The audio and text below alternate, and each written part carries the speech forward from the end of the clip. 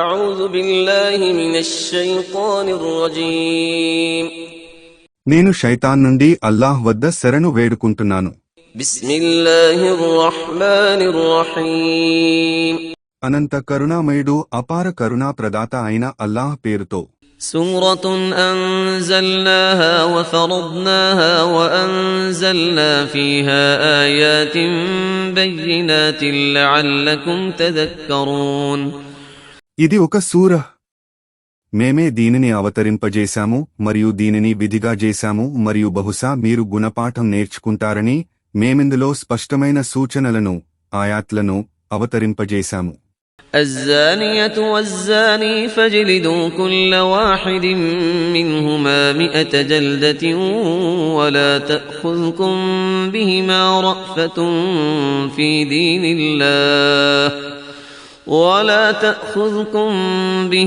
رأفة في دين الله إن كنتم تؤمنون بالله واليوم الآخر وليشهد عذابهما طائفة من المؤمنين.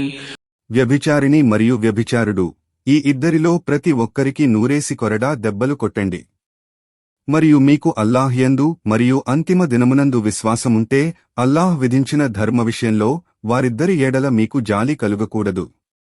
మరియు వారిద్దరి శిక్షను విశ్వాసులలో కొందరు చూడాలి.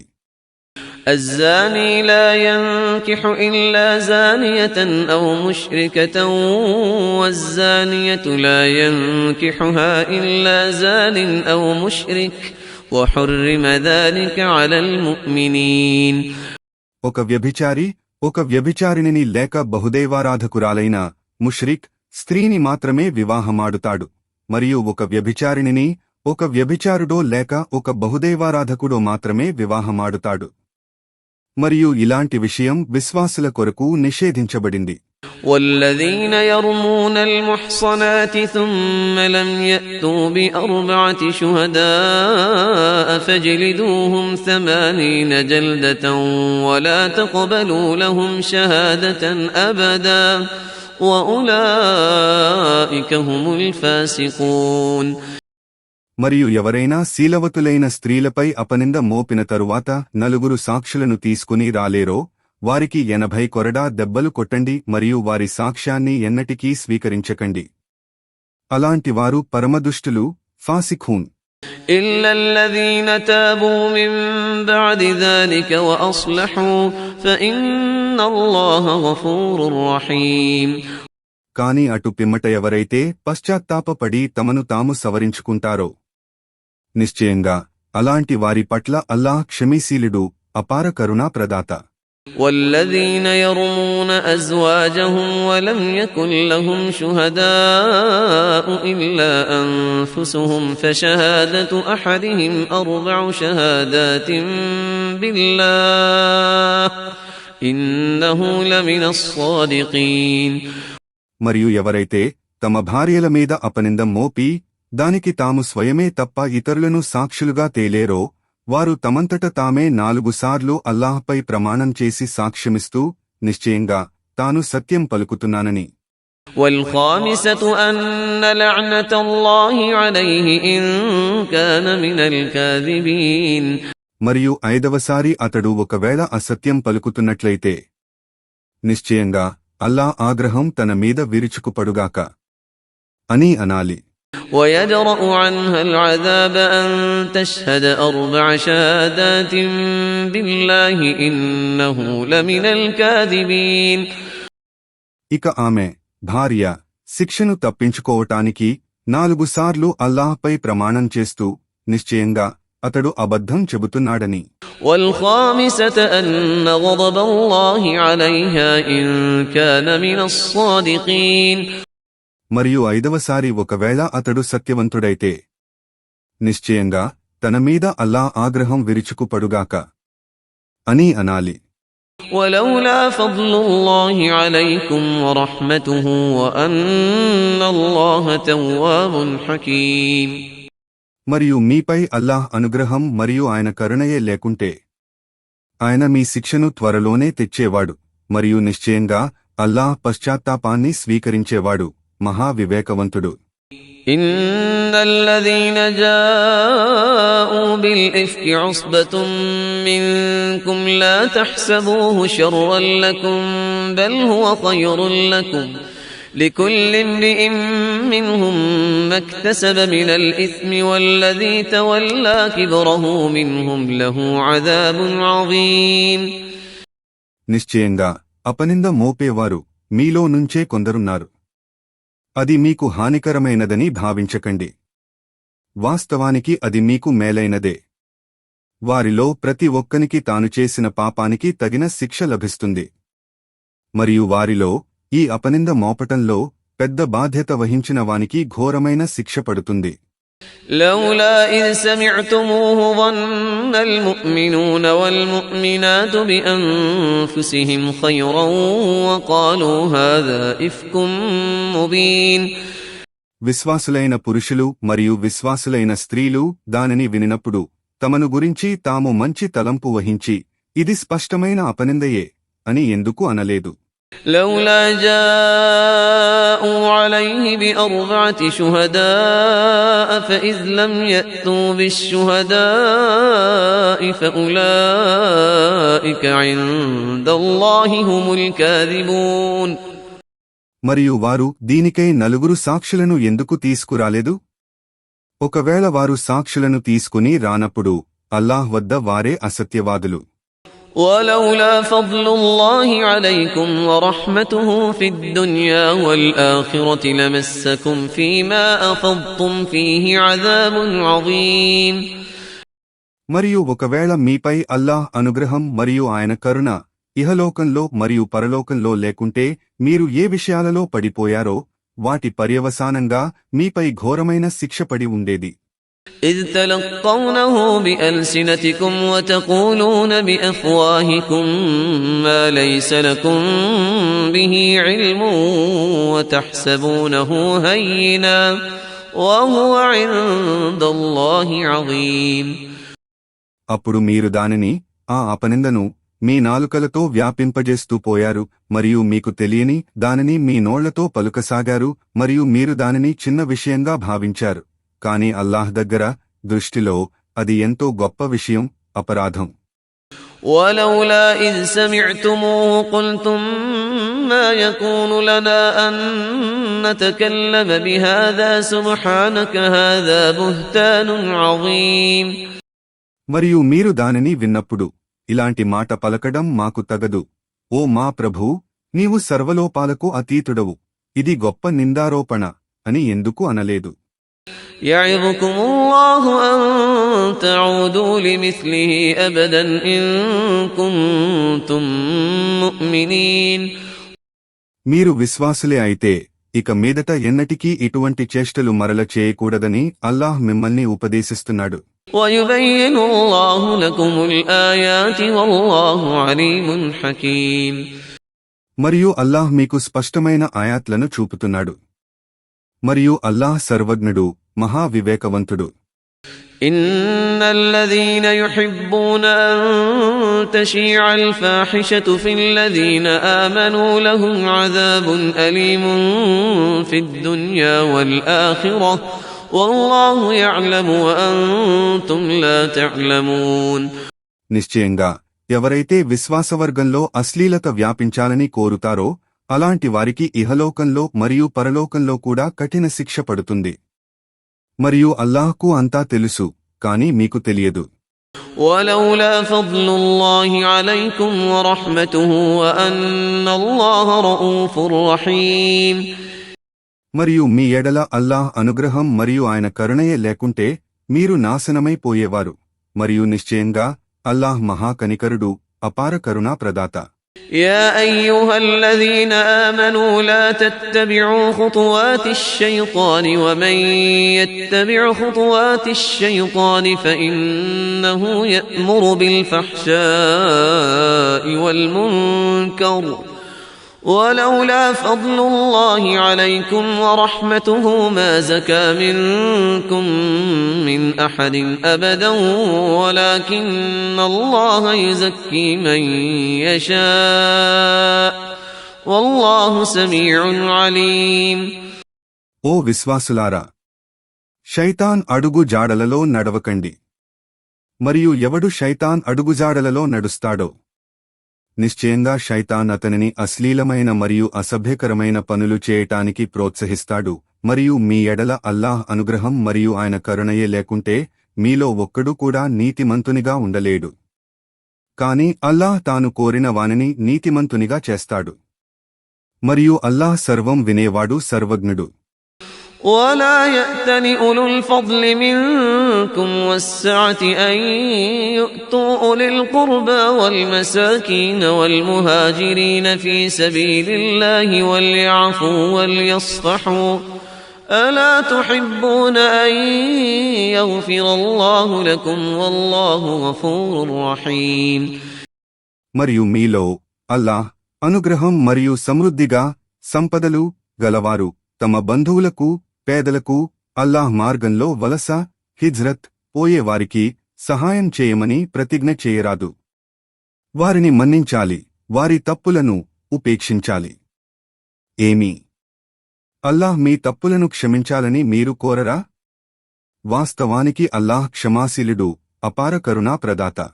إن الذين يرمون المحصنات الغافلات المؤمنات لعنوا في الدنيا والآخرة ولهم عذاب عظيم. నిశ్చయంగా ఎవరైతే శీలవతులు, అమాయకులు అయిన విశ్వాస స్త్రీలపై అపనిందలు మోపుతారో వారు ఈ లోకంలోనూ మరియు పరలోకంలోనూ శపించబడతారు, బహిష్కరింపబడతారు, మరియు వారికి ఘోరమైన శిక్ష ఉంటుంది. يوم تشهد عليهم ألسنتهم وأيديهم وأرجلهم بما كانوا يعملون. వారి నాలుకలు, వారి చేతులు మరియు వారి కాళ్ళు వారు చేస్తూ ఉండిన కర్మలను గురించి వారికి విరుద్ధంగా సాక్ష్యమిచ్చే రోజు. يومئذ يوفيهم الله دينهم الحق ويعلمون أن الله هو الحق المبين. ఆ రోజు అల్లాహ్ వారికి వారి కర్మలకు పూర్తి ప్రతిఫలమిస్తాడు. మరియు నిశ్చయంగా అల్లాహ్ ఆయనే పరమసత్యమని వారు తెలుసుకుంటారు. الخبيثات للخبيثين والخبيثون للخبيثات والطيبات للطيبين والطيبون للطيبات أولئك مبرؤون مما يقولون لهم مغفرة ورزق كريم. నికృష్టులైన స్త్రీలు నికృష్టులైన పురుషులకు మరియు నికృష్టులైన పురుషులు నికృష్టులైన స్త్రీలకు తగినవారు. మరియు నిర్మల స్త్రీలు నిర్మల పురుషులకు మరియు నిర్మల పురుషులు నిర్మల స్త్రీలకు తగినవారు. వారు కపట విశ్వాసులలు, మోపే అపనిందలకు వీరు నిర్దోషులు. వీరికి క్షమాపణ మరియు గౌరవప్రదమైన జీవనోపాధి ఉంటాయి. يا أيها الذين آمنوا لا تدخلوا بيوتا غير بيوتكم حتى تستأنسوا وتسلموا على أهلها ذلكم خير لكم لعلكم تذكرون. ఓ విశ్వాసులారా, మీ ఇండ్లు తప్ప ఇతరుల ఇండ్లలోనికి వారి అనుమతి లేకుండా మరియు ఆ ఇంటివారికి సలాం చేయకుండా ప్రవేశించకండి. ఈ పద్ధతి మీకు అతి ఉత్తమమైనది, మీరు ఈ హితోపదేశం జ్ఞాపకం ఉంచుకుంటారని ఆశింపబడుతోంది. فإن لم تجدوا فيها أحدا فلا تدخلوها حتى يؤذن لكم وإن قيل لكم ارجعوا فارجعوا هو أزكى لكم والله بما تعملون عليم. మరియు ఒకవేళ మీకు దానిలో ఆ ఇంటిలో ఎవ్వరూ కనబడకపోయినా మీకు అనుమతి ఇవ్వబడనంత వరకు అందులోకి ప్రవేశించకండి. మరియు అనుమతి ఇవ్వక మీతో తిరిగి పొమ్మని ఆ ఇంటివారు అంటే తిరిగి వెళ్ళిపోండి. ఇదే మీ కొరకు శ్రేష్టమైన పద్ధతి. మరియు మీరు చేసేదంతా అల్లాహ్కు బాగా తెలుసు. ليس عليكم جناح أن تدخلوا بيوتا غير مسكونة فيها متاع لكم والله يعلم ما تبدون وما تكتمون. ఎవరికీ నివాస స్థలం కాకుండా మీకు ప్రయోజనకరమైన వస్తువులున్న ఇండ్లలో ప్రవేశిస్తే మీపై ఎట్టి దోషం లేదు. మరియు మీరు వ్యక్తపరిచేది మరియు మీరు దాచేది అంతా అల్లాహ్కు బాగా తెలుసు. قل للمؤمنين يغضوا من أبصارهم ويحفظوا فروجهم ذلك أزكى لهم إن الله خبير بما يصنعون. విశ్వసించిన పురుషులతో వారి చూపులను క్రిందికి పెట్టుకోమని మరియు వారి మర్మాంగాలను కాపాడుకోమని చెప్పు. ఇది వారికి ఎంతో శ్రేష్టమైనది. నిశ్చయంగా అల్లాహ్ వారి చేష్టలను బాగా ఎరుగును. وقل للمؤمنات يغضضن من أبصارهن ويحفظن فروجهن ولا يبدين زينتهن إلا ما ظهر منها وليضربن بخمرهن على جيوبهن ولا يبدين زينتهن إلا لبعولتهن أو آبائهن أو آباء بعولتهن أو أبنائهن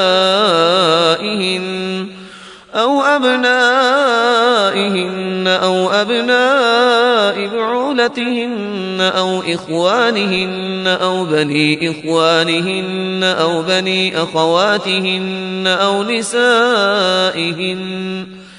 أو نسائهن أو ما ملكت أيمانهن أو التابعين غير أولي الإربة من الرجال أو الطفل الذين لم يظهروا على عورات النساء ولا يضربن بأرجلهن ليعلم ما يخفين من زينتهن وتوبوا إلى الله جميعا أيها المؤمنون لعلكم تفلحون. మరియు విశ్వసించిన స్త్రీలతో కూడా వారి చూపులను క్రిందికి పెట్టుకోమని మరియు వారి మర్మాంగాలను కాపాడుకోమని చెప్పు. మరియు వారి అలంకరణను ప్రదర్శించవద్దని చెప్పు. దానంతటా అదే ప్రదర్శనమయ్యేది తప్ప వారిని తమ తల మీది దుప్పటిని రొమ్ముల వరకు కప్పుకోమని చెప్పు. వారు తమ అలంకారాన్ని తమ భర్తలకు, తమ తండ్రులకు, తమ భర్తల తండ్రులకు, తమ కుమారులకు, తమ భర్తల కుమారులకు, తమ సోదరులకు, తమ సోదరుల కుమారులకు, తమ సోదరీమణుల కుమారులకు, తమ తోటి స్త్రీలకు, తమ బానిస స్త్రీలకు, లేక కామ ఇచ్చలేని మగ సేవకులకు, లేక స్త్రీల గుప్తాంగాలను గురించి తెలియని బాలురకు తప్ప ఇతరుల ముందు ప్రదర్శించకూడదని మరియు కనబడకుండా ఉన్న తమ అలంకారం తెలియబడేటట్లుగా వారు తమ పాదాలను నేలపై కొడుతూ నడవకూడదని చెప్పు. మరియు ఓ విశ్వాసులారా, మీరందరూ కలిసి అల్లాహ్ను క్షమాపణకై వేడుకుంటే మీరు సాఫల్యం పొందవచ్చు. وأنكحوا الأيام منكم والصالحين من عبادكم وإمائكم إن يكونوا فقراء يغنهم الله من فضله والله واسع عليم. మీలోని పెండ్లి కాని వారికి మరియు శీలవతులైన మీ బానిస పురుషులు మరియు బానిస స్త్రీలకు వివాహాలు చేయించండి. ఒకవేళ వారు పేదవారైతే అల్లాహ్ తన అనుగ్రహంతో వారిని సంపన్నులుగా చేయవచ్చు. మరియు అల్లాహ్ సర్వవ్యాప్తి, సర్వజ్ఞుడు. وليستعفف الذين لا يجدون نكاحا حتى يغنيهم الله من فضله والذين يبتغون الكتاب مما ملكت أيمانكم فكاتبوهم إن علمتم فيهم خيرا وآتوهم مما لله الذي آتاكم ولا تكرهوا فتياتكم على البغاء إن أردنا تحصنا لتبتغوا عرض الحياة الدنيا ومن يكرههن فإن الله من بعد إكراههن غفور رحيم. ఎవరికైతే పెండ్లి చేసుకునే శక్తి లేదో వారు అల్లాహ్ తన అనుగ్రహంతో వారిని ధనవంతులుగా చేసేవరకు శీలశుద్ధతను పాటించాలి. మరియు మీ బానిసలలో ఎవరైనా స్వేచ్ఛాపత్రం వ్రాయించుకోగోరితే వారి యందు మీకు మంచితనం కనబడితే వారికి స్వేచ్ఛాపత్రం వ్రాసి ఇవ్వండి. అల్లాహ్ మీకు ఇచ్చిన ధనం నుండి వారికి కూడా కొంత ఇవ్వండి. మీరు ఇహలోక ప్రయోజనాల నిమిత్తం మీ బానిస స్త్రీలు శీలవతులుగా ఉండగోరితే వారిని వ్యభిచారానికి బలవంతపెట్టకండి.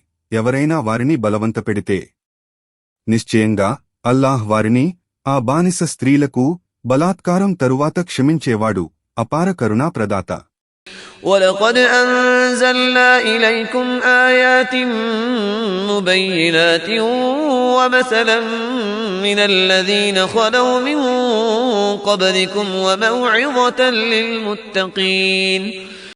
మరియు వాస్తవానికి మేము మీ వద్దకు స్పష్టమైన సూచనలను, మీకు పూర్వం గతించిన వారి ఉదాహరణలను మరియు దైవభీతి గలవారికి బోధనలను, ఉపదేశాలను అవతరింపజేశాము. الله نور السماوات والأرض مثل نوره كمشكاة فيها مصباح المصباح في زجاجة الزجاجة كأنها كوكب دري يوقد من شجرة مباركة زيتونة لا شرقية ولا غربية يكاد زيتها يضيء ولو لم تمسسه نار نور على نور يهدي الله لنوره من يشاء ويضرب الله الأمثال للناس والله بكل شيء عليم. అల్లా ఆకాశాలకు మరియు భూమికి జ్యోతి. ఆయన జ్యోతిని గూటిలోని దీపంలో పోల్చవచ్చు. ఆ దీపం చుట్టూ గాజు ఉంది. ఆ గాజు ఒక నక్షత్రం వలె ప్రకాశిస్తున్నది. అదొక పావనమైన జైతూన్ వృక్షం, నూనెతో వెలిగించబడుతున్నది. అది, ఆ వృక్షం తూర్పుకుగాని పడమరకుగాని చెందినది కాదు. దాని నూనె అగ్ని అంటకున్నా మండుతూనే ఉంటుంది. వెలుగుమీద వెలుగు. అల్లాహ్ తన వెలుగు వైపునకు తనకు ఇష్టమైన వారికి మార్గదర్శకత్వం చేస్తాడు. అల్లాహ్ ఉదాహరణల ద్వారా ప్రజలకు బోధిస్తాడు. మరియు అల్లాహ్కు ప్రతి విషయం గురించి బాగా తెలుసు. في بيوت أذن الله أن ترفع ويذكر فيها اسمه يسبح له فيها بالغدو والآصال. అల్లాహ్ ఏ ఇండ్లను, మస్జిదులను లేపి వాటిలో ఆయన నామాన్ని స్మరించమని సెలవిచ్చాడో అందులో వారు ఆయన పవిత్రతను ఉదయం మరియు సాయంత్రం స్తుతిస్తూ ఉంటారు. رجال لا تلهيهم تجارة ولا بيع عن ذكر الله وإقام الصلاة وإيتاء الزكاة يخافون يوما تتقلب فيه القلوب والأبصار. ప్రజలలో కొందరిని వారి వ్యాపారం గాని మరియు క్రయవిక్రయాలు గాని అల్లాహ్ స్మరణ నుండి, నమాజ్ స్థాపించడం నుండి మరియు విధిదానం, జకాత్ ఇవ్వడం నుండి తప్పించలేవు. హృదయాలు మరియు కనుగ్రుడ్లు గిరగిర తిరిగిపోయే ఆ దినమును గురించి వారు భయపడుతూ ఉంటారు. ليجزيهم الله أحسن ما عملوا ويزيدهم من فضله والله يرزق من يشاء بغير حساب. వారు ఇలా చేయటం అల్లాహ్ వారికి వారి మంచి పనుల కొరకు ప్రతిఫలమివ్వటానికి మరియు తన అనుగ్రహాలను వారిపై అధికం చేయటానికి. మరియు అల్లాహ్ తాను కోరిన వారికి లెక్కలేనంత జీవనోపాధిని ప్రసాదిస్తాడు. والذين كفروا أعمالهم كسراب بقيعة يحسبه الظمآن ماء حتى إذا جاءه لم يجده شيئا ووجد الله عنده فوفاه حسابه والله سريع الحساب. ఇక సత్యాన్ని తిరస్కరించిన వారి కర్మలను ఎడారిలోని ఎండమావితో పోల్చవచ్చు. దప్పిక గొన్నవాడు దానిని నీరుగా భావించి దాని వద్దకు చేరి చివరికి ఏమీ పొందలేక అక్కడ అల్లాహ్ను పొందుతాడు. అప్పుడు ఆయన అతని లెక్కను పూర్తిగా తీర్చుతాడు. మరియు అల్లాహ్ లెక్క తీర్చటంలో అతి శీఘ్రుడు.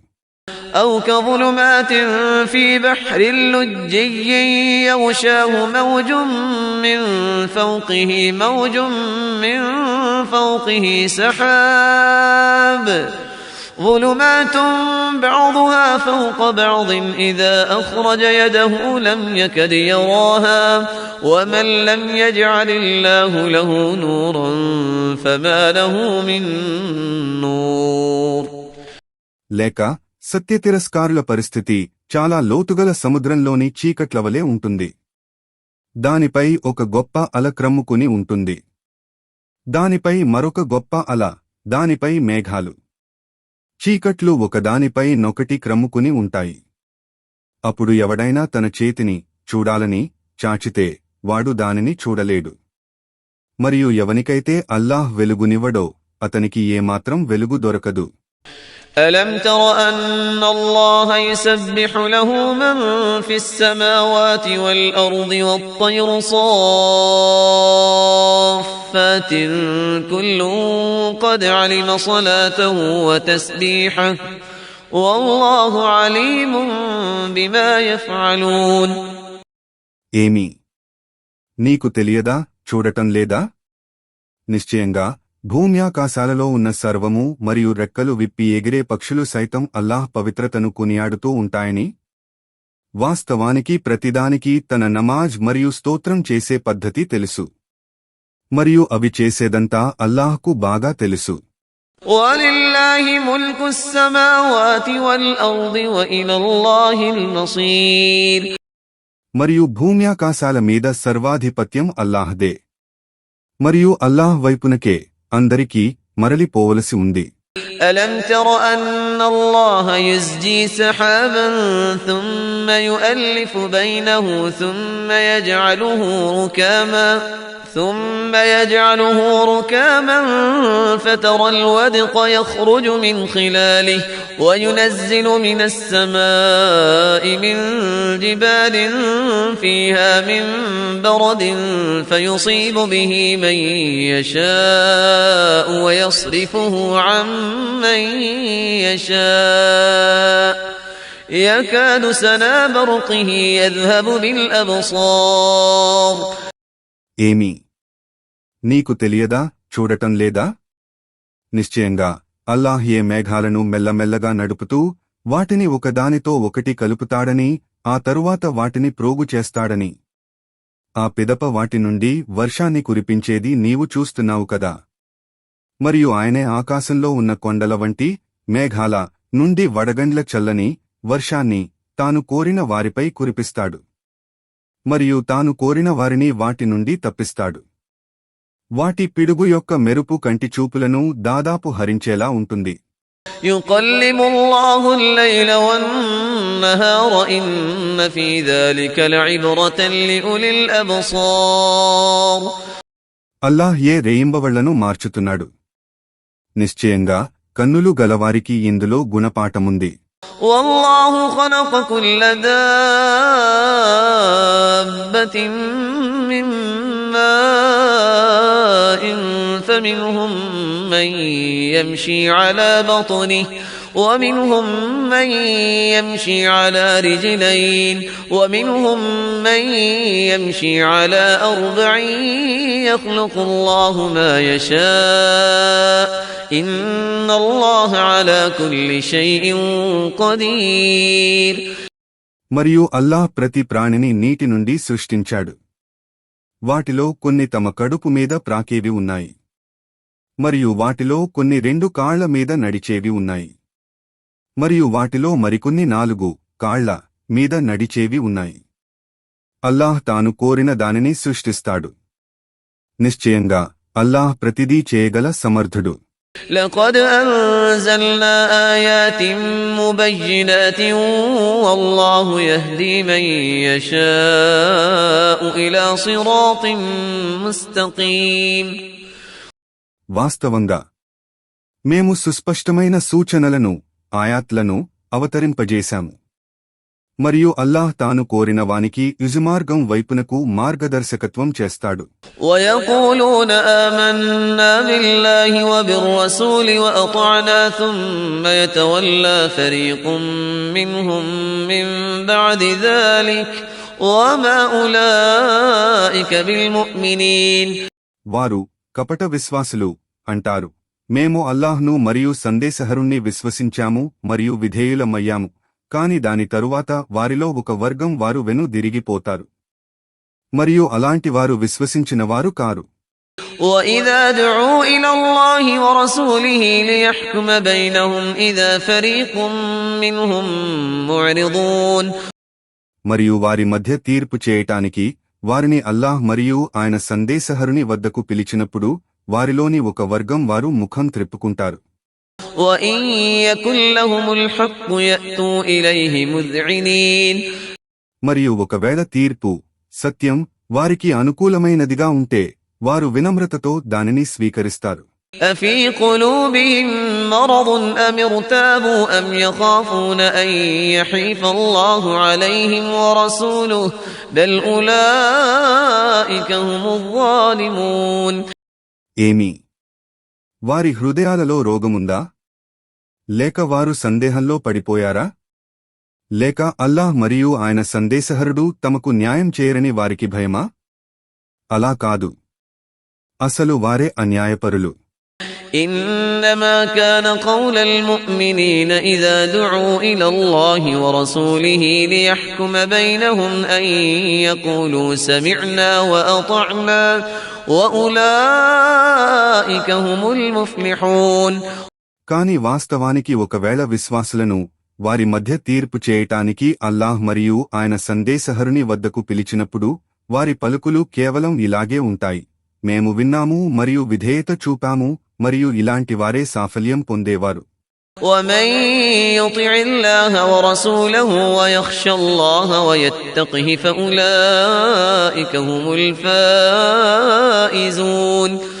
మరియు అల్లాహ్కు మరియు ఆయన సందేశహరునికి విధేయత చూపేవారు మరియు అల్లాహ్కు భయపడి ఆయన యందు భయభక్తులు కలిగి ఉండేవారు, ఇలాంటి వారే సాఫల్యం విజయం పొందేవారు.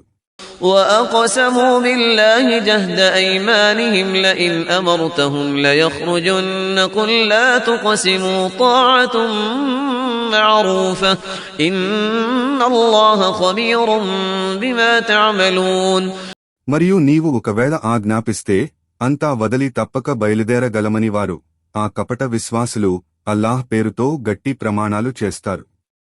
వారితో అను, ప్రమాణాలు చేయకండి, మీ విధేయత తెలిసిందే. నిశ్చయంగా మీరు చేసేదంతా అల్లాహ్కు బాగా తెలుసు. قل أطيعوا الله وأطيعوا الرسول فإن تولوا فإنما عليه ما حمل وعليكم ما حملتم وإن تطيعوه تهتدوا وما على الرسول إلا البلاغ المبين వారితోను, అల్లాహ్కు విధేయులై ఉండండి మరియు సందేశహరుణ్ణి అనుసరించండి. కాని ఒకవేళ మీరు మరలిపోతే అతనిపై, ప్రవక్తపై విధించబడిన దాని బాధ్యత అతనిది, మరియు మీపై విధించబడిన దాని బాధ్యత మీది. మీరు అతనిని, ప్రవక్తను అనుసరిస్తే మార్గదర్శకత్వం పొందుతారు. మరియు సందేశహరుని బాధ్యత కేవలం స్పష్టంగా సందేశాన్ని అందజేయటం మాత్రమే. وعد الله الذين آمنوا منكم وعملوا الصالحات ليستخلفنهم في الأرض كما استخلف الذين من قبلهم وليمكنن لهم دينهم الذي ارتضى لهم وليبدلنهم من بعد خوفهم أمنا يعبدونني لا يشركون بي شيئا ومن كفر بعد ذلك فأولئك هم الفاسقون మరియు మీలో విశ్వసించి సత్కార్యాలు చేసేవారితో వారికి పూర్వం వారిని భూమికి ఉత్తరాధికారులుగా చేసినట్లు వారిని కూడా ఉత్తరాధికారులుగా చేస్తానని, మరియు వారి కొరకు తాను సమ్మతించిన ధర్మాన్ని, ఇస్లాంను స్థిరపరుస్తానని, మరియు వారి పూర్వపు భయస్థితిని వారి కొరకు శాంతిస్థితిగా మార్చుతానని అల్లాహ్ వాగ్దానం చేశాడు. ఇదంతా వారు నన్నే, అల్లాహ్నే ఆరాధించాలని మరియు నాకు ఎవరినీ సాటిగా భాగస్వాములుగా కల్పించరాదని, మరియు దీని తరువాత కూడా ఎవరైనా సత్యతిరస్కారానికి పాల్పబడితే అలాంటివారు, వారే అవిధేయులు. وأقيموا الصلاة وآتوا الزكاة وأطيعوا الرسول لعلكم ترحمون మరియు మీరు కరుణించబడాలి అంటే నమాజ్ స్థాపించండి, విధిదానం, జకాత్ ఇవ్వండి మరియు సందేశహరునికి విధేయులై ఉండండి. لا تحسبن الذين كفروا معجزين في الأرض ومأواهم النار ولبئس المصير సత్యతిరస్కారులు భూమిలో తప్పించుకుంటారని భావించవద్దు. వారి నివాసం నరకాగ్నియే. అది ఎంత అధ్వాన్నమైన గమ్యస్థానం. يا أيها الذين آمنوا ليستأذنكم الذين ملكت أيمانكم والذين لم يبلغوا الحلم منكم 3 مرات من قبل صلاة الفجر وحين تضعون ثيابكم من الظهيرة ومن بعد صلاة العشاء 3 عورات لكم ليس عليكم ولا عليهم جناح بعدهن طوافون عليكم بعضكم على بعض كذلك يبين الله لكم الآيات والله عليم حكيم. ఓ విశ్వాసులారా, మీ బానిసలు మరియు యుక్త వయస్సుకు చేరని మీ పిల్లలు 3 సమయాలలో అనుమతి తీసుకునే మీ వద్దకు రావాలి. అవి ఉదయపు ఫజ్ర్ నమాజ్కు ముందు, మధ్యాహ్నం జుహర్ తరువాత మీరు మీ వస్త్రాలు విడిచి ఉన్నప్పుడు మరియు రాత్రి ఇషా నమాజ్ తరువాత. ఈ 3 మీ కొరకు ఏకాంత పరదా సమయాలు. వీటి తరువాత వారు మరియు మీరు ఒకరి వద్దకు మరొకరు వచ్చిపోతూ ఉంటే వారిపై గాని మీపై గాని ఎలాంటి దోషం లేదు. ఈ విధంగా అల్లాహ్ మీకు తన ఆజ్ఞలను విశదీకరిస్తున్నాడు. అల్లాహ్ సర్వజ్ఞుడు, మహావివేకవంతుడు. وَإِذَا بَلَغَ الْأَطْفَالُ مِنكُمُ الْحُلُمَ فَلْيَسْتَأْذِنُوا كَمَا اسْتَأْذَنَ الَّذِينَ مِن قَبْلِهِمْ كَذَلِكَ يُبَيِّنُ اللَّهُ لَكُمْ آيَاتِهِ وَاللَّهُ عَلِيمٌ حَكِيمٌ. మరియు మీ పిల్లలు యుక్త వయస్సుకు చేరుకున్నప్పుడు వారికంటే పెద్దవారు ముందువారు అనుమతి తీసుకున్నట్లు వారు కూడా అనుమతి తీసుకోవాలి. ఈ విధంగా అల్లాహ్ మీకు తన ఆజ్ఞలను విశదీకరిస్తున్నాడు. మరియు అల్లాహ్ సర్వజ్ఞుడు, మహావివేకవంతుడు. والقواعد من النساء اللاتي لا يرجون نكاحا فليس عليهن جناح أن يضعن ثيابهن غير متبرجات بزينة وأن يستعففن خير لهن والله سميع عليم. మరియు ఋతుస్రావం ఆగిపోయి వివాహ ఉత్సాహం లేని స్త్రీలు తమ సౌందర్యం బయటపడకుండా ఉండేటట్లుగా తమపై వస్త్రాలను దుప్పట్లను తీసివేస్తే వారిపై దోషం లేదు. కాని వారు అట్లు చేయకుండా ఉండటమే వారికి ఉత్తమమైనది. మరియు అల్లాహ్ సర్వం వినేవాడు, సర్వజ్ఞుడు. ليس على الأعمى حرج ولا على الأعرج حرج ولا على المريض حرج ولا على أنفسكم أن تأكلوا من بيوتكم أو بيوت آبائكم أو بيوت أمهاتكم أو بيوت إخوانكم أو بيوت إخوانكم أو بيوت أخواتكم أو بيوت أعمامكم أو بيوت عماتكم أو بيوت أخوالكم أو بيوت خالاتكم أو ما ملكتم مفاتحه أو صديقكم ليس عليكم جناح أن تأكلوا جميعا أو أشتاتا فإذا دخلتم بيوتا فسلموا على أنفسكم تحية من عند الله مباركة طيبة كذلك يبين الله لكم الآيات لعلكم تعقلون. అంధుని మీద నిందలేదు మరియు కుంటివాని మీద నిందలేదు మరియు రోగి మీద నిందలేదు మరియు మీ మీద కూడా నిందలేదు.